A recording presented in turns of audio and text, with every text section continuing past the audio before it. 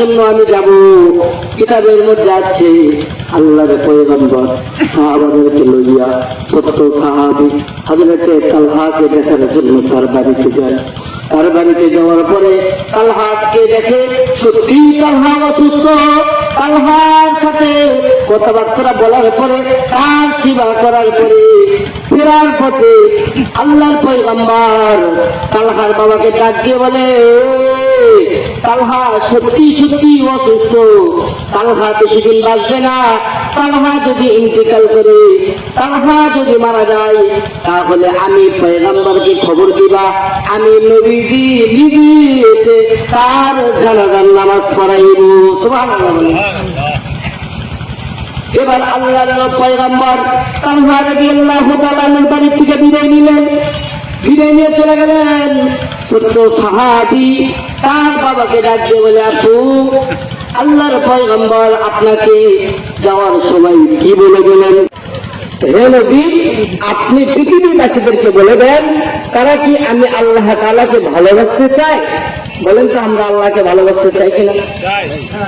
যদি আল্লাহ তাআলাকে ভালোবাসতে চায় তো আল্লাহ তাআলা বলেন ফাত্তাবিউনি, তারা যেন আপনাকে অনুসরণ করে। নবীকে যদি আমরা অনুসরণ করি তাহলে লাভ কি? এই আয়াতে কারিমার মধ্যে দুইটি লাভের কথা বলেছে। একটা লাভ হলো আল্লাহ তাআলা বলছেন যারা নবীকে অনুসরণ করবে, নবীর আদর্শ অনুযায়ী চলবে, নবীকে ভালোবাসবে, আমি আল্লাহ তাআলা নিজে তাদেরকে ভালোবাসবো। সুবহানাল্লাহ। আল্লাহ বলছেন ইউহিব্বুকুমুল্লাহ, আল্লাহ নিজেই তাদেরকে ভালোবাসার ঘোষণা দিয়েছেন। দ্বিতীয় পুরস্কার আল্লাহ বলছেন যে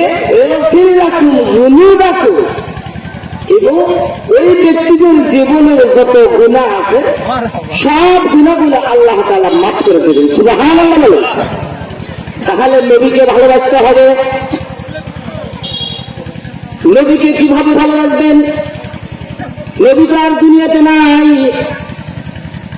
আল্লাহর পয়গম্বর বলেছেন قال النبي صلى الله عليه وسلم من أحب سنتي فقد أحبني ومن أحبني كان معي في الجنة।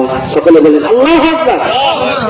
আল্লাহর পয়গম্বর বলেছেন যেই ব্যক্তি আমার সুন্নতকে ভালোবাসলো সে যেন আমাকেই ভালোবাসলো, আর যে আমাকে ভালোবাসবে সে আমার সঙ্গে জান্নাতে থাকবে। সুবহানাল্লাহ বলেন। হযরত তালহা রাদিয়াল্লাহু তাআলা ঘটনা আছে। ছোট্ট বাচ্চা 10 বছর বয়স মাত্র, বাবা মার মুখে শুনছে যে আল্লাহর পয়গম্বর মক্কা থেকে হিজরত করে মদিনাতে আসবে। হয়ে আসবে মক্কা থেকে হিজরত করে মদিনাতে আসবে। তো নবীর সাথে দেখা করার জন্য প্রত্যেকদিন সকাল হইলে বাবার সাথে রাস্তায় এসে অপেক্ষা করে নবীজি আসবে। কিতাবের মধ্যে আছে হযরত তালহা রাদিয়াল্লাহু তাআলা আনহু একদিন সকালে তার বাবার সাথে রাস্তায় এসে বসে থাকে, নবীজির সাথে দেখা করার জন্য সন্ধ্যা পর্যন্ত বসিয়ে থাকে। নবীজির সাথে দেখা হয় না, বাড়িতে চলে যায়। আবার পরের দিন বাবার সাথে রাস্তায় আসে, অপেক্ষা করে নবীজি কখন আসবে, নবীজির সাথে দেখা করবেন। পরের দিনও নবীজি আসে না, আবার বাড়িতে চলে গেছেন। তৃতীয় দিন আবার আসছেন বাবার সাথে, রাস্তায় অপেক্ষা করতেছেন। হঠাৎ শুনতে পায় আল্লাহর পয়গম্বর আসতেছে। খুশি হয়ে গেছেন। কিছু সময় পরে আল্লাহর পয়গম্বর মদিনাতে প্রবেশ করতেছেন। মদিনার ছোট ছোট মাসুম বাচ্চারা আরবি দিয়ে গান গাইতেছে, খুশির গান। তোলাহাল বাদরু আলাইনা, নবীজির প্রেমে পড়িয়া গান গাইতেছে যে মদিনাতে সূর্য উদয় হয়েছে। তোলাহাল বাদরু আলাইনা, আমাদের মাঝে সূর্য আগমন করেছে, সূর্য উদয় হয়েছে। খুশি হইয়া গান গাইতেছে।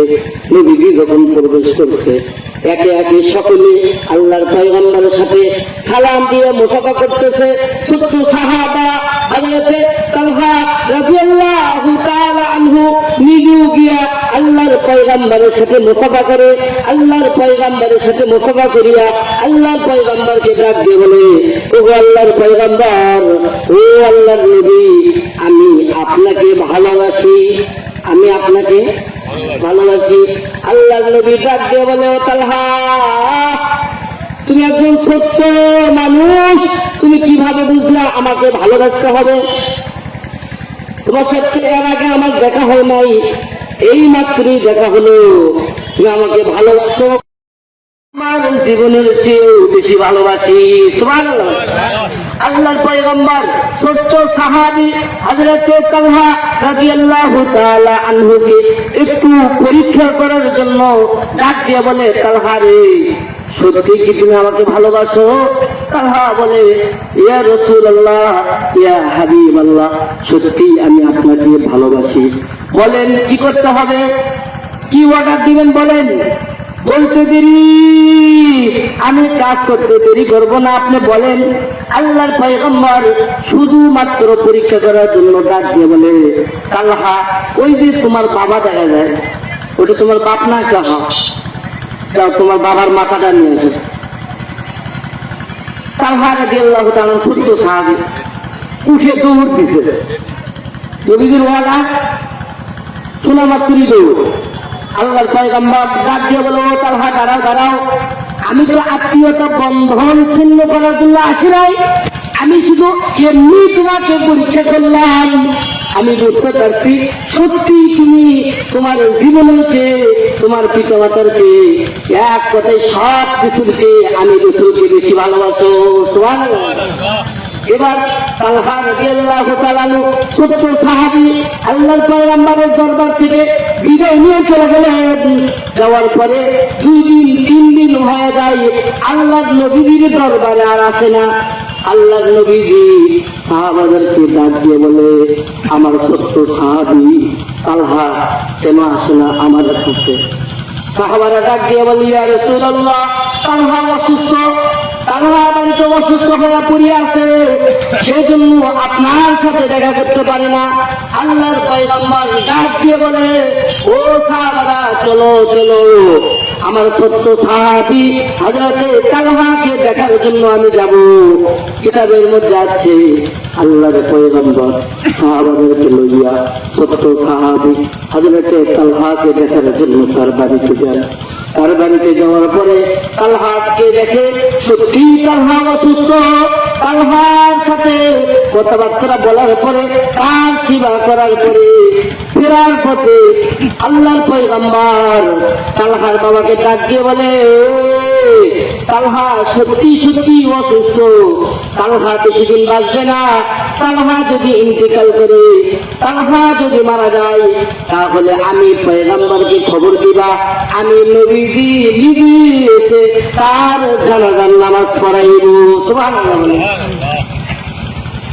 এবার আল্লাহর পয়গম্বর তালহা রাদিয়াল্লাহু তাআলার বাড়ি থেকে বিদায় নিলেন। বিদায় নিয়ে চলে গেলেন। ছোট্ট সাহাবী তার বাবাকে ডাক দিয়ে বলে, আপু, আল্লাহর পয়গম্বর আপনাকে যাওয়ার সময় কি বলে গেলেন?